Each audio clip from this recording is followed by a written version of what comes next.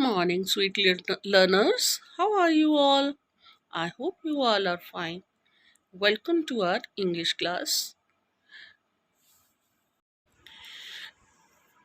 Children, today we are going to cover the topic paragraph writing. Now, a question comes in your mind that what is a paragraph? A paragraph is a group of sentences that are organized and are related to the same main idea.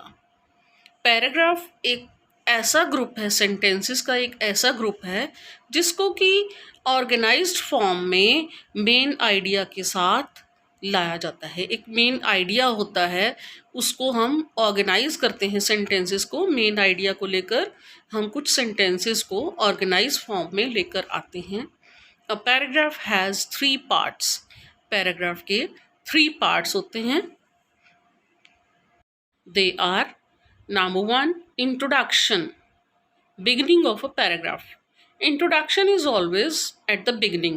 जो paragraph को हम जब start करते हैं लिखना, तो हम सबसे पहले क्या करते हैं, इंट्रोडक्शन देते हैं, जिसमें कि हम ये बताते हैं कि हम किस टॉपिक के बारे में लिख रहे हैं। इंट्रोडक्शन से हमें ये पता चलता है, पढ़ने से इंट्रोडक्शन से हमें ये पता चल जाता है कि किस टॉपिक के बारे में पढ़ रहे हैं, लिख रहे हैं।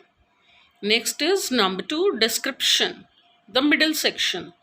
जो पैराग्राफ का मिडिल पार्ट है उसको डिस्क्रिप्शन बोलते हैं। उसमें हम क्या करते हैं, जो हमने मेन टॉपिक लिया हुआ है उसकी पहले तो हमने इंट्रोडक्शन दे दी, अब हम उसके बारे में डिटेल में सब कुछ डिस्क्राइब करते हैं।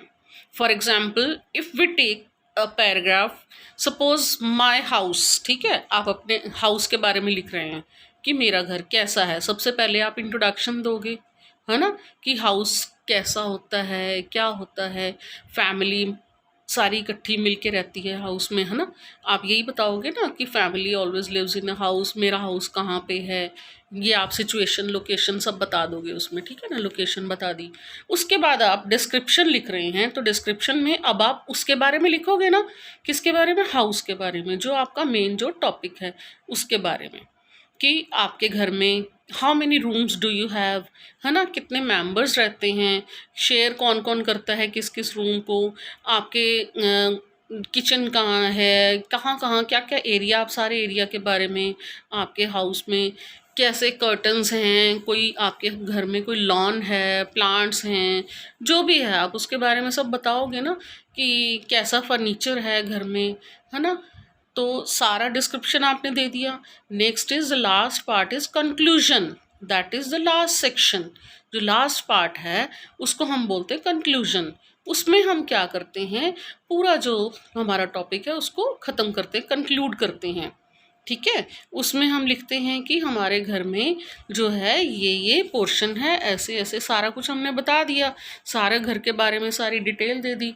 तो हम अपने घर को बहुत पसंद करते हैं। आई लाइक माई हाउस, ठीक है, because I feel relax when I am at home. घर में हम जब में होते हैं तो हम रिलैक्स फील करते हैं, ठीक है। हम कंक्लूड कर देते हैं, एंड पार्ट हो जाता है हमारा पैराग्राफ का, ठीक है। इसी तरह से हमने पैराग्राफ लिखना होता है। Today we will write a paragraph on the topic Independence Day celebration. Today we will write paragraph on Independence Day. You know Independence Day is approaching near. आ रहा है ना पास में Independence Day, तो हम Independence Day पे आज paragraph लिखेंगे. Independence Day is celebrated with great zeal. बहुत ही उत्साह से इंडिपेंडेंस डे सेलिब्रेट किया जाता है, मनाया जाता है।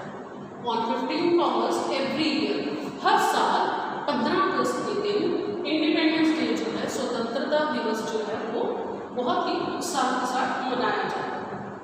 On this day in 1947 India became independent from British rule. अंग्रेजों के शासन से हमें आज़ादी मिली थी कब, इस दिन 15 अगस्त 1947, 15 अगस्त 1947 को हमें जो ब्रिटिश रूल से, अंग्रेज़ों से हमें आज़ादी मिली थी। We celebrate this day by unfurling flag. हम इस दिन को कैसे मनाते हैं, अपने देश का झंडा जो है उसको लहराते हैं। अनफॉल मीन्स झंडा लहराना।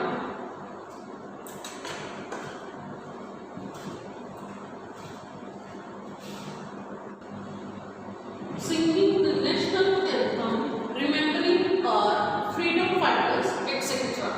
हम इस दिन को कैसे सेलिब्रेट करते हैं?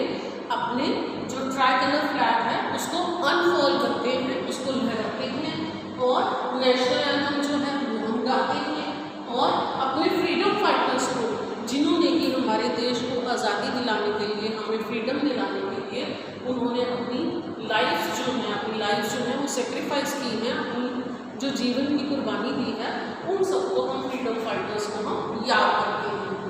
This day is celebrated with great pleasure. इस दिन को हम बहुत ही उत्साह के साथ, बहुत ही हंसी खुशी हम इसको सेलिब्रेट करते हैं।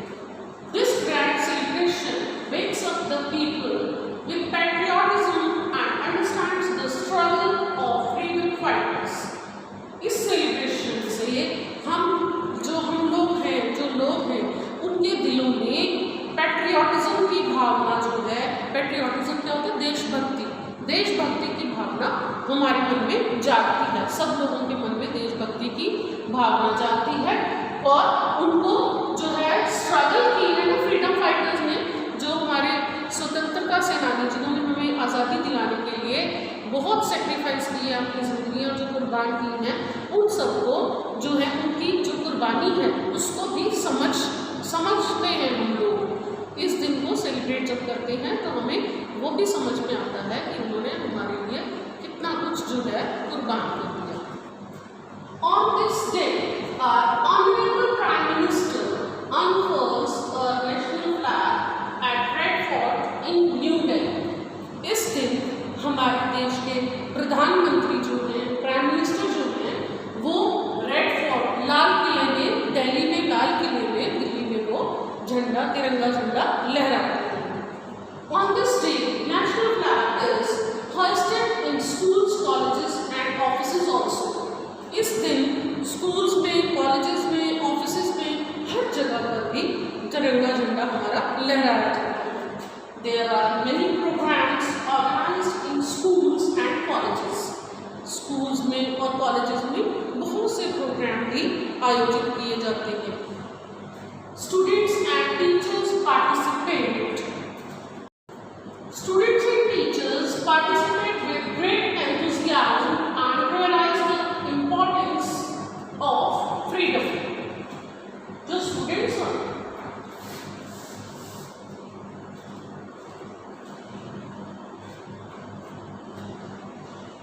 Students and teachers participate with great enthusiasm and realize the importance of freedom।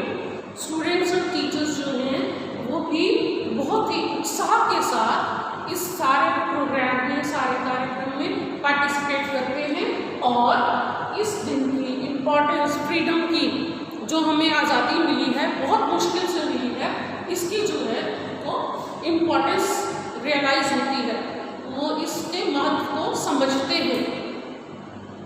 Children, like this you have to write the passage and then at the last we can write, this year the celebration was restricted due to the COVID-19 pandemic। बेटा ये जो इतनी महामारी जो फैली हुई है कोविड-19, इसकी वजह से इस साल जो हमारा सेलिब्रेशन था, इंडिपेंडेंस डे सेलिब्रेशन, वो थोड़े से रिस्ट्रिक्शन में आ गया, थोड़ा सा उसको कमी कर दी गई। उसमें क्या रिस्ट्रिक्शन थी? It was advised to celebrate this historical day by maintaining social distancing, safety guidelines, and somewhere there was virtual celebration also। ये कहा गया, हमें ये रिस्ट्रिक्शंस क्या थी, ये एडमिनिस्ट्रेशन की तरफ से ये ऑर्डर्स थे कि इसको जो है सेफ्टी गाइडलाइंस को फॉलो किया जाए। जब भी जहाँ भी हम इसको सेलिब्रेट करेंगे तो सोशल डिस्टेंसिंग भी होनी ज़रूरी है ना, तो और साथ में कई जगह पे इसको वर्चुअली भी सेलिब्रेट किया गया। तो इस तरह से हम अपना ये इंडिपेंडेंस डे सेलिब्रेशन का पैराग्राफ लिखेंगे। Now children, you have to practice a paragraph at your own. The topic for the practice paragraph is our national flag. Children, you have to write few sentences about our national flag. Now you have to start writing about our national flag.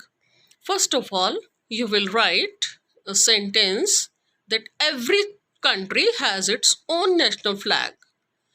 Like other countries, we Indians have also our own national flag that is of three colors. Now, the next sentence can be, what do we call our national flag? We call our national flag tricolor flag और तिरंगा. हम उसको try colour भी कहते हैं, तिरंगा भी कहते हैं अपने नेशनल फ्लैग को, है ना. Then we can write what does saffron colour in our national flag stand for. हमारा जो फ्लैग आपने देखा है ना बच्चे, उसमें सबसे ऊपर सैफरन कलर है ना. पहले सैफरन है, फिर वाइट बैंड है, फिर ग्रीन बैंड है ना. तो सैफरन कलर सबसे ऊपर जो है उसका क्या सिग्निफिकेंस है, किस लिए वो यूज़ होता है, सैफरन कलर का क्या मतलब है. तो हम ये लिख सकते हैं, saffron colour stands for sacrifice और करेज. करेज भी होता है, सेक्रीफाइस भी होता है सैफरन कलर, इसीलिए लगा है. सैफरन कलर किसकी निशानी है? सेक्रीफाइस और करेज की निशानी है. Then we have white colour. तो we have to write what does white colour stand for. इसके बाद वाइट कलर का बैंड आता है ना, तो वाइट कलर का क्या मतलब है? White colour stands for peace and truth. Then the next sentence is what does green colour stand for. बच्चे, हमारे नेशनल फ्लैग में सबसे नीचे जो बैंड है, ग्रीन बैंड, उसका क्या मतलब है? तो हम क्या लिखेंगे? Green colour stands for progress, ठीक है, और फर्टिलिटी, ग्रोथ, है ना. प्रोग्रेस के लिए यूज होता है ना ग्रीन कलर, तो हम यही सेंटेंस लिखेंगे, green colour stands for progress and growth. बेटा, now the next question is what is the significance of Ashoka Chakra. बेटा, हमारा जो नेशनल फ्लैग है उसमें वाइट बैंड है ना सेंटर में, तो वाइट बैंड के सेंटर में बिल्कुल बीचों बीच हमारा अशोक चक्र है. तो अब हमें ये लिखना है कि अशोक चक्र का क्या सिग्निफिकेंस है ना, क्या सिग्निफाई करता है. तो क्या लिखेंगे? अशोक चक्र stands for fertility and growth. ठीक है ना, फर्टिलिटी के लिए, ग्रोथ के लिए, प्रोग्रेस के लिए अशोक चक्र जो है वो हमें सिग्निफाई करता है. How many spokes are there in our Ashok Chakra. Ashok Chakra में कितने स्पोक्स हैं? There are 24 spokes in our Ashok Chakra. ठीक है, like this you have to write more sentences also. आप और भी सेंटेंसेस इस तरह से लिख सकते हो, जो भी आपको ठीक लगता है इस टॉपिक पे. Now the homework is write paragraph or national flag in notebook. बेटा, आपने ये पैराग्राफ जो है, जो प्रैक्टिस पैराग्राफ आप लिख रहे हो, वो अपनी नोटबुक में लिखना है. That's all for today. See you very soon in our next class. Till then, stay home, stay safe. Bye bye.